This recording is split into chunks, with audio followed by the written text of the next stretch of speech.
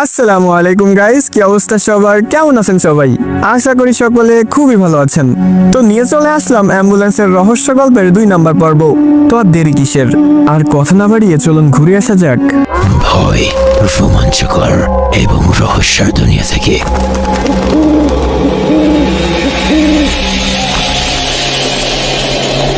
অন্ধকার রাস্তায় এত জোরে গাড়ি কোথায় যাচ্ছে না যাচ্ছে তার কোনো মাপকাঠি নেই। উপায় না পেয়ে ড্রাইভার হার্ড ব্রেক করে। তখনই শোনা যায় পেছনে দরজা খোলার শব্দ। ড্রাইভার তাড়াহুড়া করে মোবাইলের আলো মেরে দেখে হাসিবের লাশটাকে কারা যেন টেনে নিয়ে গেল। হাসিবের মা বাবা অজ্ঞান অবস্থায় সিটে পড়ে আছে। গাড়ি আচমকা ব্রেক করায় ইয়াসিন সাহেবও মাথায় আঘাত খায়। উনি জ্ঞানহারা। ড্রাইভার একা এই বিলের মাঝ রোডে। চারিপাশে ঘুটঘুটে অন্ধকার, যেন বড়সড় একটা ঝড় বয়ে গেছে। অ্যাম্বুলেন্স ড্রাইভার ফোনের আলো জ্বালিয়ে চারপাশে মেরে যাচ্ছে। দরজা আর গ্লাস বন্ধ থাকায় নিজেকে সেফ ভাবছেন উনি। হাসিবের চাচার জ্ঞান হারানো, মা বাবাও পেছনে লাশের মতো পড়ে আছে। অ্যাম্বুলেন্স ড্রাইভারের বুকের ধুকপুকুনের শব্দ চারপাশে যেন ছোটাছুটি করছে। পরিস্থিতি স্বাভাবিক হয়ে গেছে ভেবে উনি আবার অ্যাম্বুলেন্স স্টার্ট দেওয়ার চেষ্টা করে। কয়েকবার স্টার্ট দেওয়ার পরেও উনার চেষ্টা ব্যর্থ হয়। একদিকে ভয়, অন্যদিকে এখানে ফেসে যাওয়ার রাগ, দুইটাই উনার মস্তিষ্কে ঘুরপাক খাচ্ছে। জেদ করে উনি আরো কয়েকবার অ্যাম্বুলেন্স স্টার্ট দেওয়ার চেষ্টা করলেন, কিন্তু কোনো মতেই কোনো কাজ হচ্ছিল না। বাহিরে তাকিয়ে দেখে চারপাশে কোনো জনবহুল নেই। আবারও ডানে বামে নজরবাজ করতে করতে ওনার চোখ আটকে যায় সেই গ্রামে, অর্থাৎ যেটি রাস্তার ডান পাশে বিলের পর। ছোট্ট একটা লাইট দেখা যাচ্ছে। ড্রাইভার সিদ্ধান্ত নিতে যাচ্ছেন এক দৌড়ে সেই গ্রামে যাবেন। আবার ভাবেন গাড়ি থেকে নামলেই যদি কিছু হয়ে যায়। উপায়ন্তর না পেয়ে ড্রাইভার এবার হাসিবের চাচাকে ডাকতে শুরু করলেন। কয়েকবার ডাকার পরেও উনার জ্ঞান ফেরার কোনো নামগন্ধ নেই। এরপর অ্যাম্বুলেন্স ড্রাইভার ফোনের আলোতে সিটের পাশ থেকে পানির বোতল বের করলো। বোতল হাতে নিয়ে ফোন রাখলেন পায়ের উপর। কাপা কাপা হাতে তিনি বোতলের মুখ খুললেন। এরপর সজোরে সব পানি নিক্ষেপ করলেন হাসিবের চাচার মুখে। আচমকা পানির স্পর্শ পেয়ে হাসিবের চাচা লাফ মেরে উঠলেন। উঠতেই তিনি কান্না শুরু করে দেয়। আমার ভাতিজার লাশটা নিয়ে গেছে শয়তানগুলা। কান্না দেখে ড্রাইভার ওনাকে শান্ত করার জন্য বলে, চাচা কান্না করে কোনো লাভ নেই, এখন আমাদের নিজেদেরকে বাঁচাতে হবে। ওই দেখুন সামনে একটা গ্রাম, বিলটা পার হয়ে আমরা যদি ওই গ্রামে যেতে পারি তবে রাতটা কাটিয়ে দিতে পারবো। আসুন। ড্রাইভারের কথায় হাসিবের চাচা হ্যাঁ সম্মতি দিলেন। ড্রাইভারও এবার মোটামুটি সাহস পাচ্ছেন। তিনি হুট করে দরজা খুলে দৌড়ে যান পেছনে। ড্রাইভার মূলত এসেছিল হাসিবের মা বাবাকে তোলার জন্য, কিন্তু পেছনে আসতেই উনি দেখেন অ্যাম্বুলেন্স থেকে কিছুটা দূরে রাস্তার মাঝে হাসিবের লাশ পড়ে আছে, এবং সেই লাশের উপর 4-5টা কালো অভায়ব। অন্ধকার হওয়ায় শয়তানগুলোকে স্পষ্ট দেখা যাচ্ছিল না, তবে ড্রাইভার এইটুকু খেয়াল করেন ওদের দেহটা আকারে অনেক বড়। 4-5 জন মানুষকে একত্রিত করলে যতটা লম্বা হবে ঠিক ততটা গায়ের গঠন। অ্যাম্বুলেন্স ড্রাইভার তাদের দেখতে পেয়ে হুঁশ হারিয়ে ফেলে, মূর্তির মতো সেখানেই দাঁড়িয়ে যায়। এদিকে সেই বিশাল আকারের শয়তানগুলা হাসিবের দেহ ছিঁড়ে ছিঁড়ে খাচ্ছে। হাসিবের চাচা তখন বেরিয়ে এসে বলেন, কি করছেন আপনি? কথাটা শেষ হতে না হতে উনি দেখেন ওই অশরীরীদের, কিন্তু এতক্ষণ ঠিকই ছিল। এখন হাসিবের চাচার কণ্ঠস্বর শুনে সেই অশরীরীরা তাদের দিকে তাকাই। অ্যাম্বুলেন্স ড্রাইভার প্রায় কান্না করে দিচ্ছিল। বাঁচার যেন কোনো উপায় বাকি রইল না। ওদের চোখটা সাদা বর্ণের, পুরো দেহে শুধু চোখ দুইটা জলজল করছে। সেই মুহূর্তে ড্রাইভারকে চমকে দিয়ে হাসিবের চাচা চিৎকার মেরে বললেন, আল্লাহু আকবার, আল্লাহু আকবার, লা ইলাহা ইল্লাল্লাহ, দূর হয়ে যা শয়তান। এইভাবে আল্লাহর কালাম উচ্চারণ করতে করতে হাসিবের চাচা এগিয়ে আসে। তখনই চোখের সামনে সেই অশরীরীগুলা কেমন বিরক্ত হয়ে যায়। রাস্তার ঠিক মাঝখানে তারা হাসিবের দেহটাকে ছিঁড়ে খাচ্ছিল।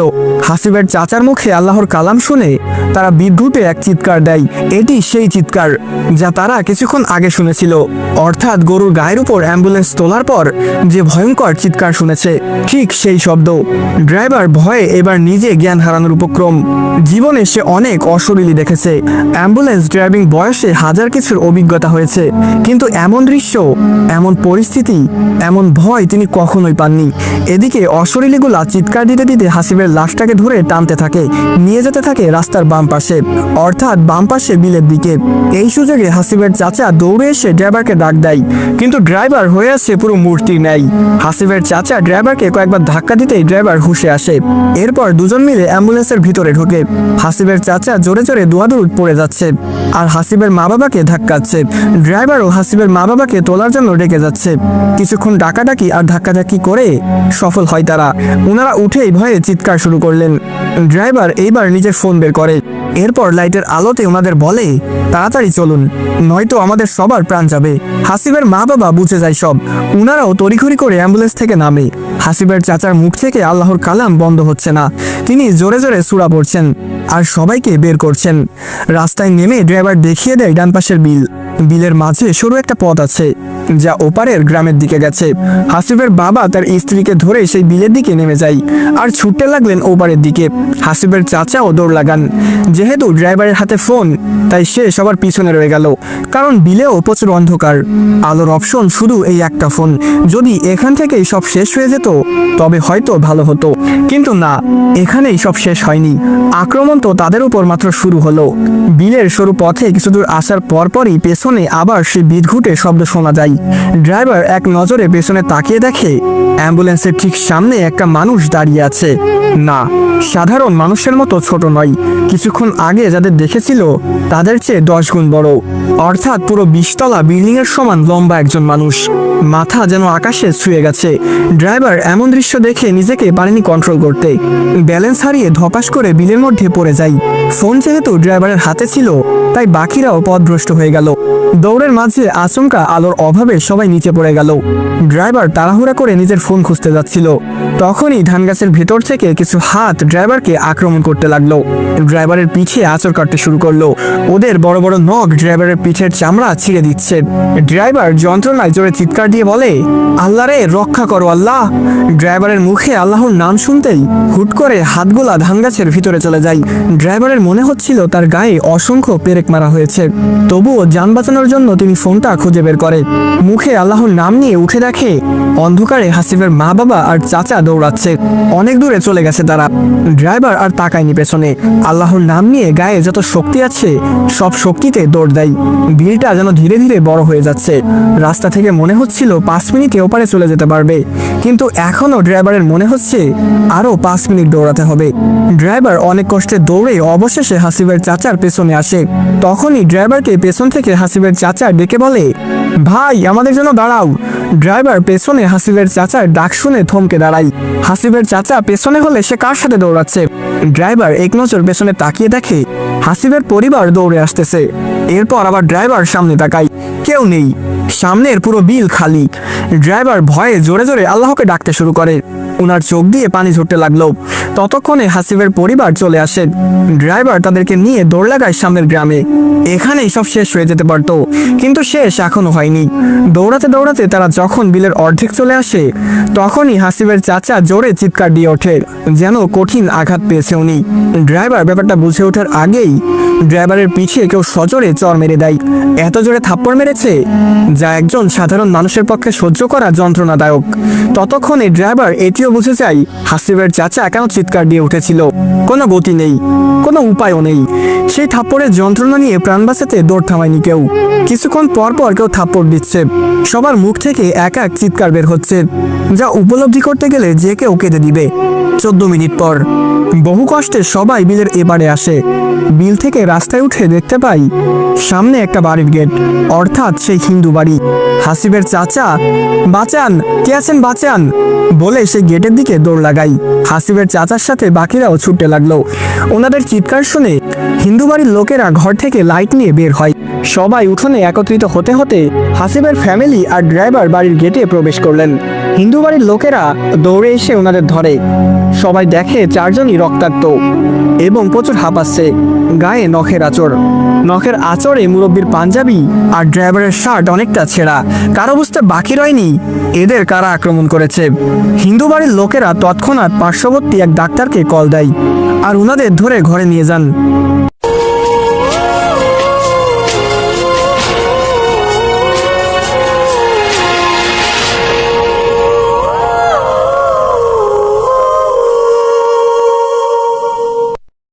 পরের দিন সকাল 7:11 আলতাপনগর গ্রামের ছোট্ট একটা বস্তি। সেই বস্তির মধ্যে ভাঙা টিন আর প্লাস্টিক দিয়ে বানানো একটা ছোট ঘর। ঘরটার ভেতরে শুয়ে আছে রিয়াজ। কিছুক্ষণ কর্মর দিয়ে রিয়াজ ঘুম থেকে ওঠে।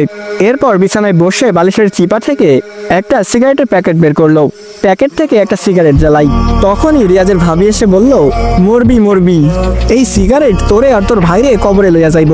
কত খাইতে পারোস? দাঁত বেরাস না কইরা সিগারেট ধরাই দিছত। ভাবির কথা শুনে রিয়াজ গলা বেঁকিয়ে বলে, বন্ধ করো তোমার এই গাইয়া ভাষা।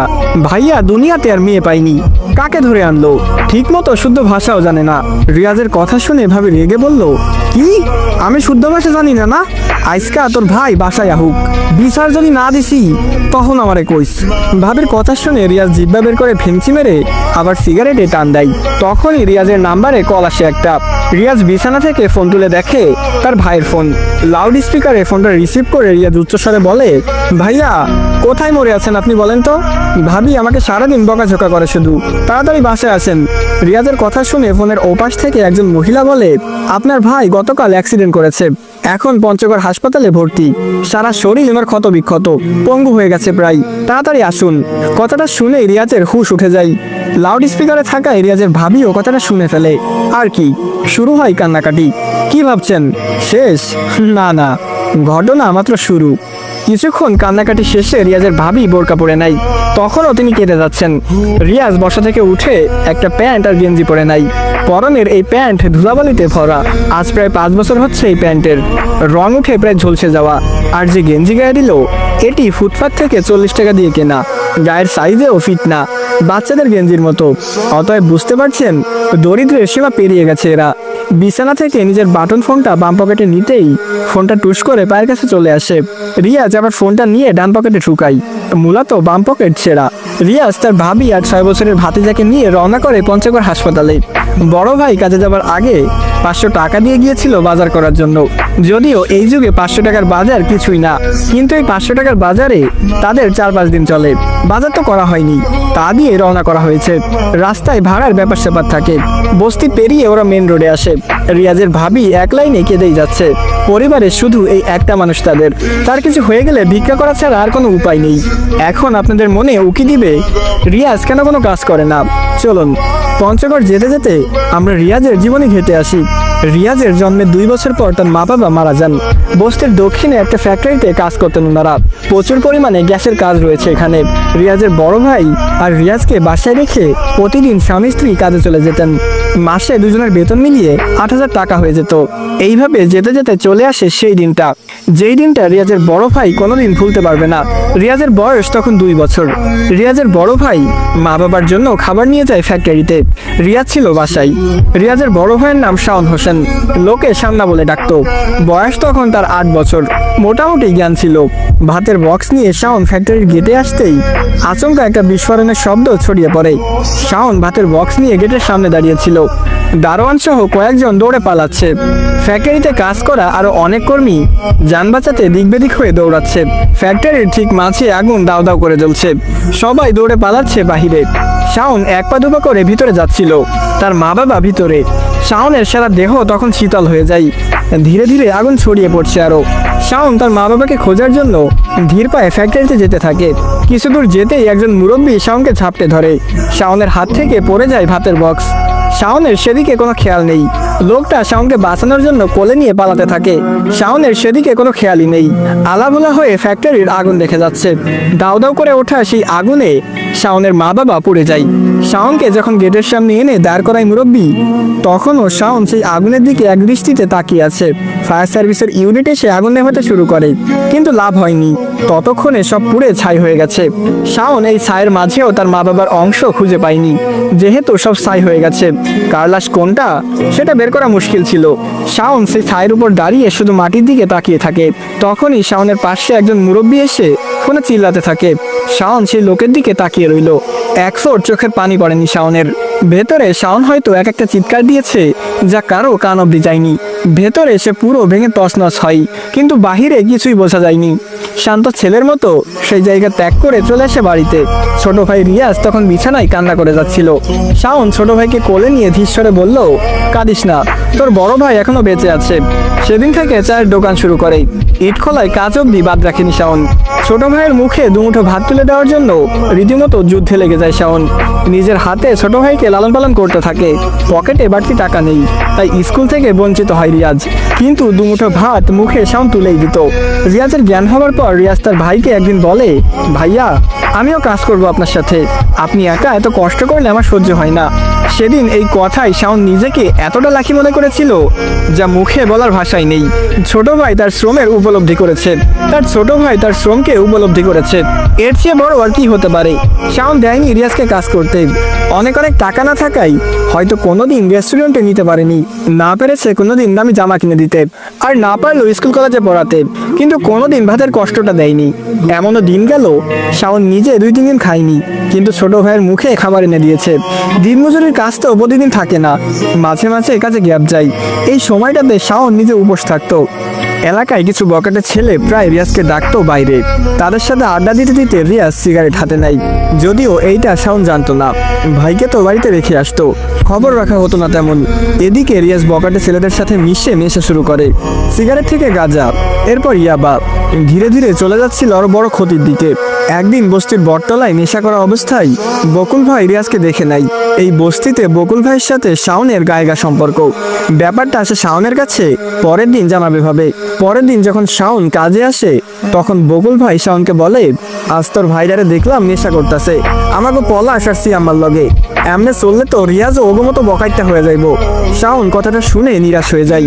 বকুল ভাই আবার বলে, আমার পরিচিত লোক আছে, যদি আমারে কস তো তোর ভাইরে কাজে লাগাই দিমু, ড্রাইভিং শিখা লাগবো শুধু, ব্যাস। শাওন আর কিছু না ভেবে বকুল ভাইয়ের কাজটাই লেগে যায়। ড্রাইভিং শিখে হাতে নেয় একটা ট্রাক। রিয়াজের বয়সও দিন দিন বাড়ছে। ট্রাক ড্রাইভিং করে মোটামুটি কিছু টাকা শাওন পেত, কিন্তু রিয়াজ তো নেশায় বিগড়ে যাচ্ছে। এসব ভেবে শাওন বিয়ে করে একটা মেয়েকে, যে রিয়াজকে নজরে রাখবে। সেদিন থেকে রিয়াজ সোজা। তার ভাই এমন একটা বউ এনেছে যে রিয়াজকে উঠতেও বকা দেয়, আবার বসতেও বকা দেয়। রিয়াজ ভাবির জ্বালাই, অর্থাৎ বকাবকি থেকে বাঁচতে আর যায়নি নেশা করতে। তবে ওই সিগারেট সেটি ছাড়তে পারেনি। দিন যায়, রিয়াজের ভাতিজি হয়, কিন্তু রিয়াজ কাজ না করতে করতে এখন এতটাই অলস যে কাজের প্রতি কোনো ইন্টারেস্টই নেই। প্রাপ্তবয়স্ক হবার পর শাওন রিয়াজকে ড্রাইভিং শেখায়, ট্র্যাকেও তুলে দেয়, কিন্তু 2-3 দিনের মাথায় রিয়াজ বাসায় সে আর যায় না। কাজ নাকি তার ভালো লাগে না, শিক্ষকতার যোগ্যতাও নেই যে কোনো চাকরি দিবে। শাওন বুঝে যায় আদর করতে করতে অলস বানিয়ে ফেলেছে, তাই উপায় না পেয়ে নিজেই খাটতে শুরু করেন। শাওনের বাচ্চার যখন 1 বছর তখন শাওন ট্রাক ছেড়ে অ্যাম্বুলেন্স ধরে। বেতন মাসে 21,000, যেটা শাওনের জন্য অনেক। পরিবার অনাহারে ভোগেনি, টেনে টুনে সংসার চলতো। অ্যাম্বুলেন্সের চাকরি আজ 5 বছর। এখন শাওনের সাথে কি হলো তা তো পূর্বে জেনেই এসেছেন। রিয়াজ আর তার ভাবি পঞ্চগড় এসে গেছে। চলুন বর্তমানে ফিরে যাই। সবাই হাসপাতালে এসে খোঁজ নেয় শাওনের। আইসিইউতে ভর্তি শাওন। রিয়াজ আর তার ভাবি ছুটে যায় আইসিইউতে, এবং রুমে প্রবেশ করতেই তারা যা দেখে তা ছিল ভয়াবহ। শাওনের সারা দেহে ব্যান্ডেজ, চেহারা চেনা যাচ্ছে না, মুখে অসংখ্য নখের দাগ, পা দুইটাতে ব্যান্ডেজ করে ঝুলিয়ে রাখা হয়েছে। এক কথায় বলতে গেলে চোখ দুটি নাড়ানো ছাড়া শাওনের সারা দেহের কোনো অঙ্গ কাজ করছে না। রিয়াজের ভাবি দৌড়ে এসে শাওনকে জড়িয়ে ধরে আর কান্না জুড়ে দেয়। নার্স এসে রিয়াজের ভাবিকে শান্ত করাই। তখনই পেছন থেকে একটা লোক এসে রিয়াজের ভাবিকে বলল, নমস্কার দিদি। রিয়াজ পেছনে ঘুরে তাকিয়ে দেখে একজন হিন্দু ব্যক্তি প্রবেশ করেছেন। তিনি একটু সামনে এগিয়ে আসতে আসতে বলল, দিদি, আমার নাম নিমাই চন্দ্র দেবনাথ। আপনার স্বামী রক্তাক্ত অবস্থায় আমাদের বাড়িতে আসে, সাথে যারা ছিল সবাই ছিল রক্তাক্ত। আমরা সবাই এনাদের লোকাল ডাক্তার দেখাই। ডাক্তার বলে শরীরের অবস্থা মারাত্মক, তাই হাসপাতালে আনতে। ডাক্তারের কথায় আমরা তখনই ওনাদের নিয়ে বের হই, কিন্তু বুঝিনি এরকম কিছু ঘটবে আমাদের সাথে। এতটুকু শুনে রিয়াজের ভাবি নিমাই চন্দ্রের দিকে অবাক দৃষ্টিতে তাকাই। লোকটার কথার মধ্যে একটা ভয় দেখা যাচ্ছিল। লোকটা আবার বলতে শুরু করে, বাড়ি থেকে বেরিয়ে যখন রাস্তায় আসি তখন আমাদের পরিচিত একজন সিএনজি ড্রাইভার আসে। গাড়িতে উঠিয়ে আমরা সহ হাসপাতালে রওনা করেছিলাম, কিন্তু অর্ধেক রাস্তায় আসতেই দেখি আমাদের গাড়ির সামনে বিশাল দেহের একজন লোক দাঁড়িয়ে আছে। ওনার মাথাটা যেন আকাশ ছুঁয়ে গেছে। ভয়ে সিএনজি ড্রাইভার গাড়ি থামিয়ে ফেলে। আমরাও ভয়ে দিক বেদিক হয়ে গাড়ি থেকে নেমে দৌড় দিয়েছিলাম। পেছনে এসে এলাকার আরো কিছু মানুষ নিয়ে ছুটে যায় গাড়ির দিকে, কিন্তু তখন ওই অশুভ শক্তিকে দেখিনি আমরা। ভেবেছি সব ঠিক হয়ে গেছে, তবে ভুল ছিলাম।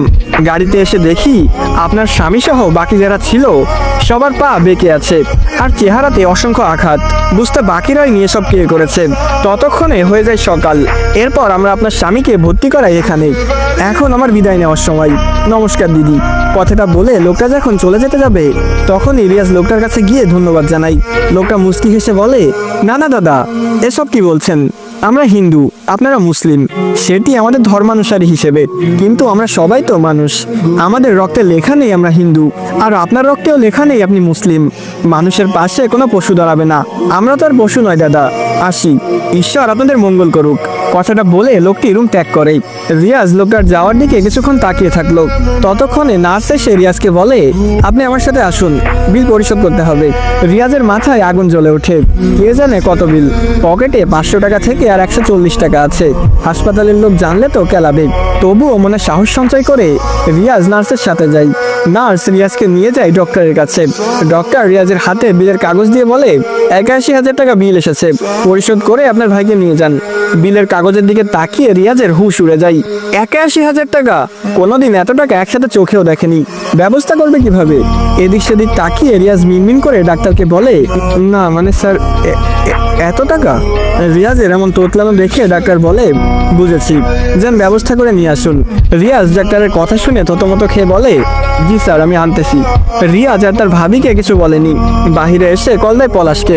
পলাশ কল ধরতেই রিয়াজ তাকে সব বুঝিয়ে বলে, কিন্তু 81,000 টাকার কথা শুনতেই পলাশ কল কেটে দেয়। নেটওয়ার্ক প্রবলেম ভেবে রিয়াজ আবার কল দেয়। এইবার ফোন বন্ধ পলাশের। উপায় না পেয়ে রিয়াজ সিয়ামের কাছে কল দেয়। সিয়ামকে সবটা বলার পরে সিয়াম বলে, পাগল হইছোস? 81,000 টাকা আমার বাপে কোনদিন দেখছে? আমার কাছে 2,000 টাকার বেশি 1 টাকাও নাই, তাও এইগুলা দিয়ে ইয়াবা খাবো, রাখতো বলে কল কেটে দেয়। সিয়ামের কথা শুনে রিয়াজ থমকে যায়। এদের সে বন্ধু ভাবতো, আজ তাদের রূপ দেখা হয়ে গেছে। রিয়াজ এবার ডায়াল করে বকুল ভাইয়ের নাম্বারে। বকুল ভাই সবটা শুনে কিছুক্ষণ চুপ থাকে। এরপর বলে, আমার কাছে তো এত টাকা নেই, জমানো 30,000 টাকা আছে, বাকি 50,000 আমি আমার মালিকের থেকে ধার নিতে পারি, কিন্তু এটা 2 মাসে ক্লিয়ার করে দিতে হবে। কিন্তু আমি 2 মাসে 50,000 টাকা কোথায় পাবো? বেতন তো আমার মাসে 18,000, পরিবার নিয়ে চলতেও ঝামেলা হয়। বকুল ভাইয়ের সবটা শুনে রিয়াজ বলে, 2 মাসে 50,000 টাকা আমি আপনাকে দেব, তবু আমার ভাইকে বাঁচান। রিয়াজের কথা শুনে বকুল ভাই বলে, তুই কোথায় পাবি টাকা? তুই তো কাজই করস না। রিয়াজ বকুল ভাইয়ের কথা শুনে নরম স্বরে বলে, ভাই আমি কাল থেকে কাজে নামবো, টাকার চিন্তা করতে হবে না, আমি বলছি তো টাকা আমি দিবই। যাক, অবশেষে টাকার ব্যবস্থা হয়। বকুল ভাই 50,000 টাকা ধার আর নিজের ক্যাশ মিলিয়ে 80,000 টাকা করে। ডাক্তারকে বলে কয়ে 80,000 টাকা দিয়ে নিয়ে আসে শাওনকে। রিয়াজের ভাবি জানে না কিভাবে রিয়াজ 80,000 টাকা ম্যানেজ করেছে। উনি দৌড়ে এসে রিয়াজকে জড়িয়ে ধরে। এরপর কান্না করতে করতে বলে, তোরে আমি কোনো সময় দেবর ভাবি নাই, আমার সন্তানের মতো ভাইবা আইছি, আমার সন্তানের মতো শাসন করছি তোরে। তুই তো আমার বড় ছেলে, কিন্তু ভাবি নাই তুই তোর ভাইরে এতটা ভালোবাসিস। কিভাবে পারলি এত টাকা মাইনাস করতে? কথাগুলো বলে অঝরে কাঁদতে লাগলেন তিনি। রিয়া চোখের পানি মুছে মুচকি হেসে বলে, টাকা না দিলে তো ওই ডাকাত ডাক্তার ভাইকে ছাড়তো না, ব্যবস্থা করতেই হয়েছে। আর ওটা ম্যানেজ না, ম্যানেজ ভাষাটা তো শেখো ভাবি। রিয়াজের কথা শুনে বকুল ভাই সহ সবাই হাসতে লাগলেন। 2 মাস পর সকাল সকাল বকুল ভাই রিয়াজদের ঘরে আসে। শাওন এখনো সেই পঙ্গু। রিয়াজ তার ভাতিজিকে নিয়ে খেলা করছে। বকুল ভাই এসে বলে, কিরে রিয়াজ, টাকা কই? 2 মাসের মধ্যে দেওয়ার কথা ছিল, মালিক আমাকে আজ ইচ্ছা মতো বকাঝোকা করে গেছে। রিয়াজ বকুল ভাইয়ের কথা শুনে বলে, ও আচ্ছা। বকুল ভাই পুরো অবাক, রিয়াজের যেন গায়ে লাগেনি ব্যাপারটা। বকুল ভাই চিৎকার করে বলে, এইবার তোর ভাবি কই? রিয়াজ ভাতিজির সাথে খেলতে খেলতে বলে, কাজে গেছে। রিয়াজের কথা শুনে বকুল ভাই বলে, কাজে মানে? কিসের কাজ? রিয়াজ আবার স্বাভাবিকভাবে বলে, বস্তির পেছনে যে জমিদার বাড়ি আছে তাদের বাড়িতে কাজের বুয়া হিসাবে চাকরি করে। বকুল ভাইয়ের এবার মাথায় রক্ত উঠে যায়।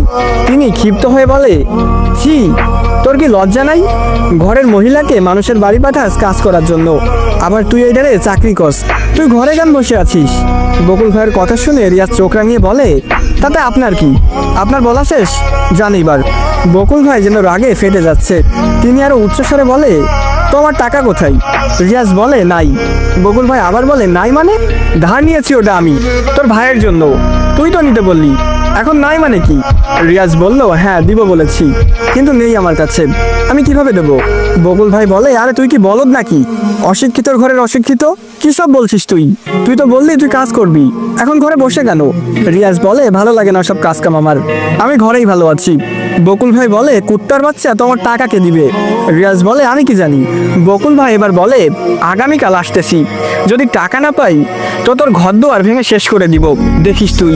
আর ওই শাওনের বাচ্চা, কোন বালডারে খাওয়ায়া বড় করছস? মাথা তার সব সেরা এডার, সব দোষ তোর। এটা বলে একটা গালি দেয়। বলে বকুল ভাই চলে যান, কালকে আসবে আবার। রিয়াজ বকুল ভাইয়ের যাওয়া দেখে মনে মনে বলে, ঘর ভাঙবে, আসি, ঠ্যাং ভেঙে কাঁধে তুলে দিব। এইটা বলে আবার ভাতিজির সাথে খেলতে থাকে। শাওনের চোখ দিয়ে তখন শুধু পানি গড়াচ্ছিল। মনে পড়ছে সেই দিনের কথা, যখন রিয়াজ বলেছিল, ভাইয়া আমিও কাজ করব আপনার সাথে, আপনি একা এত কষ্ট করেন আমার সহ্য হয় না। তখন যদি রিয়াজকে কাজ শেখাতো, আজ এই দিন দেখতে হতো না। শাওনের পুরো দেহ অচল, কথাও বলতে পারে না, চোখ দুইটা শুধু নাড়াতে পারে, তাও সেই চোখে পানি। পরের দিন সকালে বকুল ভাই কয়েকজন মানুষ নিয়ে আসে শাওনের ঘরে। রিয়াজ বারান্দায় বসে সিগারেট টানতেছে।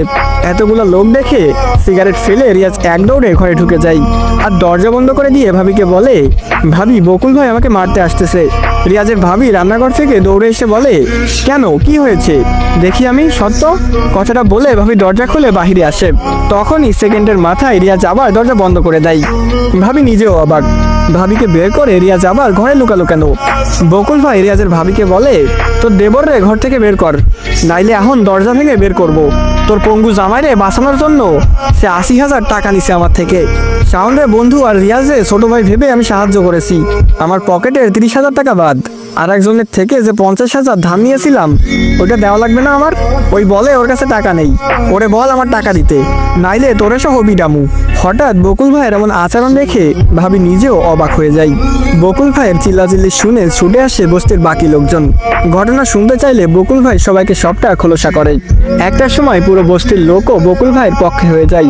রিয়াজের ভাবি পুরোটা শোনার পর বকুল ভাইকে বলে, ভাই শাওন তো আপনারই বন্ধু, রিয়াজ ভুল করেছে তা আমরা সবাই মানতেছি, কিন্তু টাকার সংখ্যা তো অনেক বড়, আমাকে একটু সময় দেন বকুল ভাই, আমি ধীরে ধীরে সব পরিশোধ করে দিব।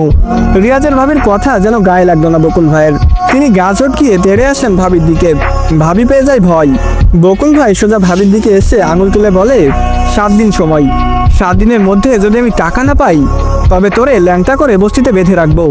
ছুরি আর পিস্তলের আঘাতই যে বুক ছিদ্র করে তা হয়তো ভুল। বকুল ভাইয়ের এই কথাটা যেন ভাবির বুক ছিদ্র করে দেয়। দুই চোখ বন্ধ করে ভাবি কেঁদে যাচ্ছেন, নীরব কান্না। আসসালামু আলাইকুম গাইস, কি অবস্থা সবার, কেমন আছেন সবাই? আশা করি সকলে খুবই ভালো আছেন। তো আপনারা তখন দেখছিলেন অ্যাম্বুলেন্সের রহস্য গল্পের 2 নম্বর পর্ব। তো আজকের পর্বটি আপনার কাছে কেমন লেগেছে, কোথায় কোথায় ভয় অনুভব করেছেন, এবং আজকের পর্বটি শোনার পর আপনার অনুভূতি কি তা অবশ্যই কমেন্ট করে জানাতে ভুলবেন না। আপনাদের করা প্রতিটি লাইক, কমেন্ট এবং শেয়ার আমাকে পরবর্তী ভিডিও বানাতে উৎসাহিত করে, এবং পরবর্তী পর্ব পেতে হলে অবশ্যই বেশি বেশি করে লাইক, কমেন্ট এবং শেয়ার করতে হবে।